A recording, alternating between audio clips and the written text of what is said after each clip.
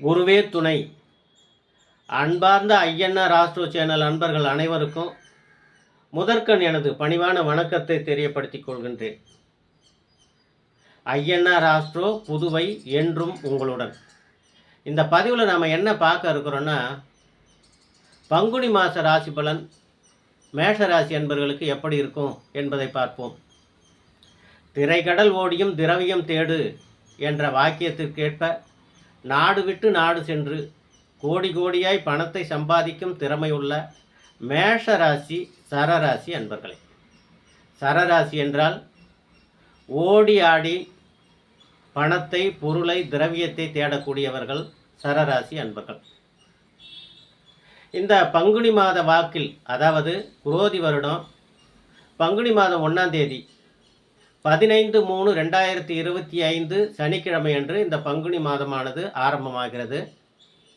இந்த பங்குனி மாத வாக்கில் மேஷராசி அன்பர்களே, உங்களுடைய ராசிநாதன் செவ்வாய் பகவான் உங்கள் ராசிக்கு 3ஆம் இடத்தில் மிதுன ராசியில் பகை பெற்று வக்ரம் பெற்று இருக்கின்றார். உங்கள் ராசிக்கு 6ஆம் இடத்தில் கேது பகவான், சந்திரன் பகவான் இருக்கின்றார்கள். உங்கள் ராசிக்கு 11ஆம் இடத்தில் சனி பகவானும், 12ஆம் இடத்தில் விரயஸ்தானத்தில் சூரியன், சுக்கிரன், ராகு பகவான், புதன் பகவான் இருக்கிறார்கள். இதில் சுக்கிரன் பகவான் உச்சம் பெற்று இருக்கின்றார், பகவான் நட்பு பெற்று இருக்கின்றார். ராகு பகவான் நட்போடு, புதன் பகவான் நீச்சம் பெற்று இருக்கின்றார். இந்த சூழ்நிலையில் அதே பங்குனி மாதம் 15ஆம் தேதி இந்த சனி பகவான் வந்து உங்கள் ராசி லாபஸ்தானத்தில் கும்பராசியிலிருந்து மீன ராசிக்கு 12ஆம் இடத்திற்கு விரயஸ்தானத்திற்கு போகிறாருங்க. அதனால் மேஷராசி அன்பர்களே, உங்களுக்கு இந்த சனி பெயர்ச்சிக்கு பிறகு சிரசு சனி ஆரம்பமாகிறது. சிரசு சனி என்றால் 7.5 சனி, 7.5 ஆண்டு காலம், 2.5 வருஷம் வந்து உங்களுக்கு சிரசு சனி, அதுக்கப்புறம் 2.5 வருஷம் ஜென்ம சனி, அதுக்கப்புறம் 2.5 வருஷம் பாத சனி. 7.5 ஆண்டு காலம் சனி பாத்தியம் இருக்கும். சனி பகவான் என்றால் நீங்கள் பயப்படவே தேவையில்லை.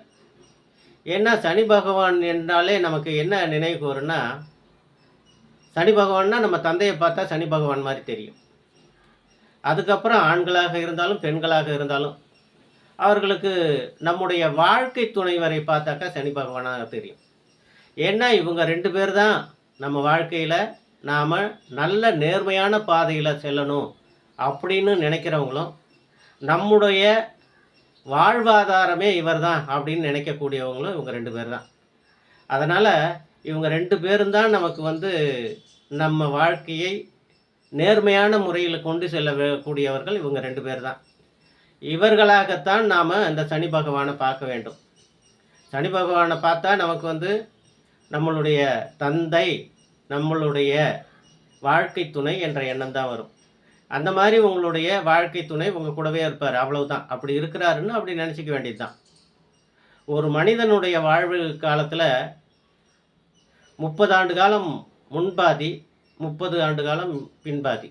இதில் வந்து 7.5 வருஷம் 7.5 சனியாகவும், 2.5 வருட காலம் வந்து கண்டக சனியாகவும், 2.5 ஆண்டு காலம் அஷ்டம சனியாகவும், 2.5 ஆண்டு காலம் அர்த்தாஷ்டம சனியாகவும், ஆக 30 ஆண்டுகளில் 15 ஆண்டு காலம் சனி பகவான் நம்மோடு தொடர்பு இருக்கும்.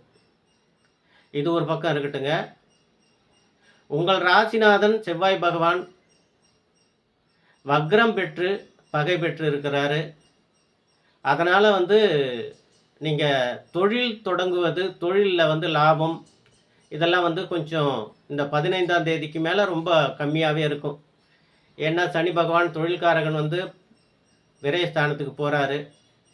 நீங்கள் வந்து உங்களுடைய குடும்ப அந்தரங்க விஷயங்களை 3ஆம் மனிதரோடு பகிர்ந்து கொள்ளாதீர்கள். அதே மாதிரி யாருக்கும் ஜாமீன் கையெழுத்து போடாதீங்க. இந்த தாயார் அல்லது மனைவி அல்லது மகள், இந்த மகளிருக்கான உடல் சுகம், அதாவது அவங்களுக்கு உடல் பாதிப்பு ஏற்படும், அதில் அதிக கவனம் வைக்க வேண்டும். மேலை நாடுகளுக்கு செல்வதாக இருந்தால் அதெல்லாம் கொஞ்சம் தள்ளி போடுங்க. ராகு பகவான் வந்து இப்போ விரயஸ்தானத்தில் இருக்கிறாரு. அடுத்து வந்து ராகு கேது பெயர்ச்சி வரும்போது அவர் வந்து உங்களுடைய 11ஆம் பாவகம் லாபஸ்தானத்துக்கு வருவார். அதனால் வந்து நீங்கள் மேலை நாடுகள் செல்வதாக இருந்தால் ஓரிரு மாதங்கள் தள்ளி போட்டு அதற்கப்புறம் வந்து முயற்சி எடுங்க. சுகபோக ராஜயோகத்தை விரும்பி மேலை நாடுகள் மீது ஆசை வைத்து நம்மை நாடு விட்டு நாடு கடத்துபவர் தான் ராகு பகவான்.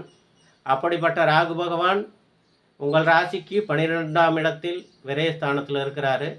அதனால் நீங்கள் வந்து வேலை சம்பந்தமாகவோ அல்லது படிப்பு மேற்கொள்வதற்கோ அல்லது சுற்றுலா செல்வதற்கோ சில ஓரிரு மாதங்கள் தள்ளி போட்டு போவது நல்லது.